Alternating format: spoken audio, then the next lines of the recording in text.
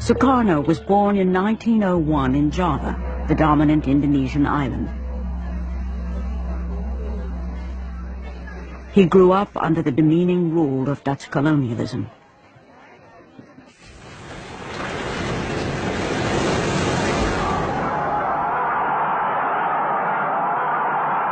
Soekarno was an ardent nationalist who led Indonesia's independence movement.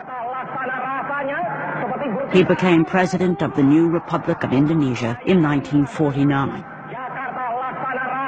Belum ada yang menandingi Soekarno sampai sekarang. Dialah yang mengerti nasion Indonesia itu.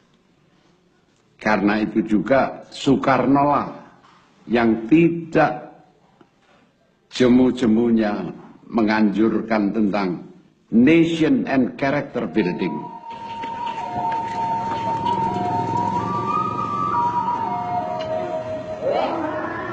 President Sukarno's ambition was to unite a new nation from a clash of cultures, languages, and the world's main religions.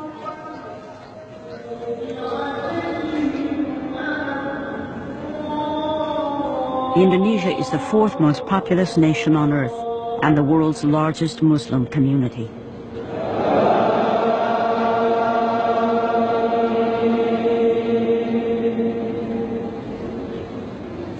Kepribadian banteng. Maka karena itu, ayo maju terus, jebol terus, tanam terus. Sukarno thought he could preserve his own one-man rule by balancing the competing ideologies inside his country. I tolerate all ideologies. The nationalist ideologies, the religious ideologies, the communist ideologies. So far, they are not making trouble or damage to the Indonesian state. Sukarno's balancing act might have succeeded indefinitely if the Cold War hadn't been raging outside Indonesia, where the domino theory held sway. Here's Indochina. If Indochina falls, Thailand is put in almost impossible position. The same is true of Malaya with its rubber and tin. The same is true of Indonesia. If this whole part of Southeast Asia goes under communist domination or communist influence, Japan must inevitably be oriented toward the communist regime. America says welcome in a big way to President Soekarno. Vice President Nixon and State Secretary Dulles are on hand at Washington's National Airport. As leader of the highly strategic Indonesian domino, Soekarno was courted by leaders on both sides of the Cold War. He attempted a policy of neutrality, believing this was the best way for his young nation to gain assistance from East and West.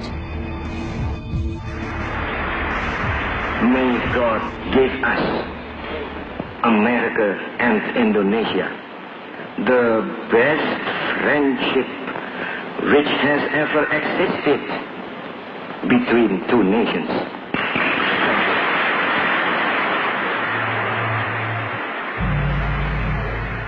Only 3 months after his address to Congress, he visits China and the Soviet Union. This was interpreted by Washington as going over to the communist enemy.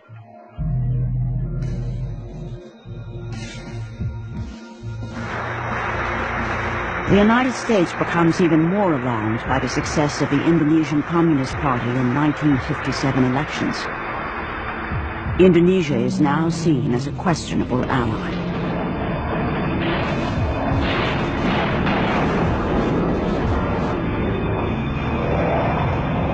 In the largest covert operation since World War II, President Eisenhower backs rebellions against Javanese rule in the outer islands.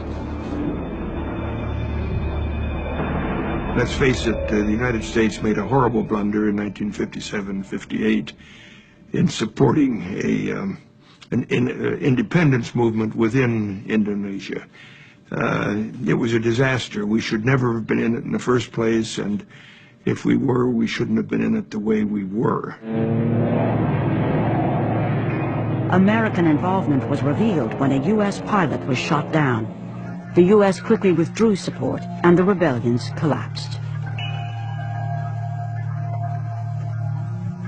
Western intervention had backfired. Having stood up to a superpower, President Sukarno's grip on his country tightens, and he becomes emboldened on the international stage. Soekarno uses the United Nations to protest about Western intervention in his region. I hate imperialism. I detest colonialism, and I fear the consequences of their last bitter struggle for life. We are determined that our nations and the world as a whole shall not be the plaything of one small corner of the world.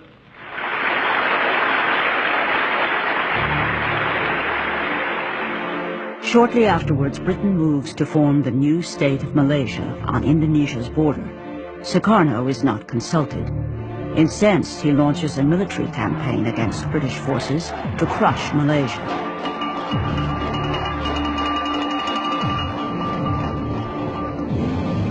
Britain's top propaganda specialist, Norman Redaway, is sent to Singapore to take charge of Britain's propaganda war. What I remember Norman telling me, his mission was very simple. Do anything you can, he was told, to get rid of Soekarno. And he was given a budget. It was a matter of hundreds of thousands of pounds.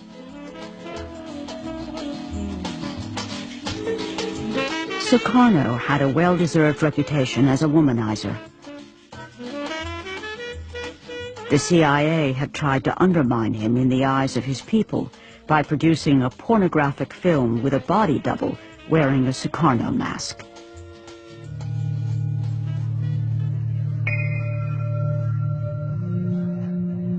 At least 6 assassination attempts were made on his life. Soekarno blamed the CIA for most of these.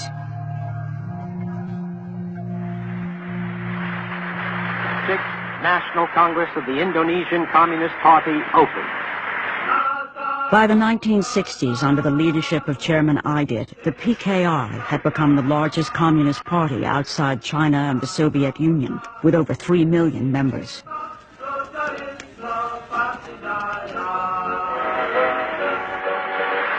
Personal appearance of President Sukarno increases the atmosphere of unity of this gathering. Soekarno himself is a nationalist, not a communist, but he depends on the Communist Party because it can mobilize mass support for his political objectives. In return, Soekarno protected the PKI by banning anti-communist press and by restraining the army, also a potent political force in Indonesia. The chairman of the Communist Party had outlined a new approach of a kind of parliamentary road to power.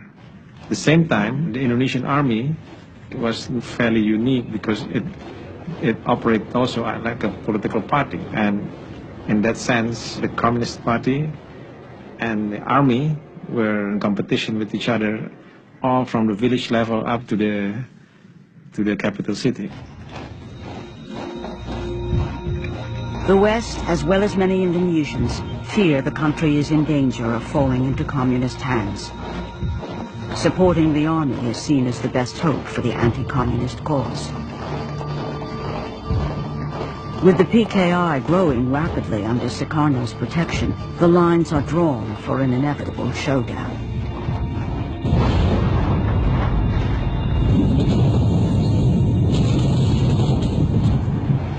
To the north, by 1965, the United States is escalating the war in Vietnam.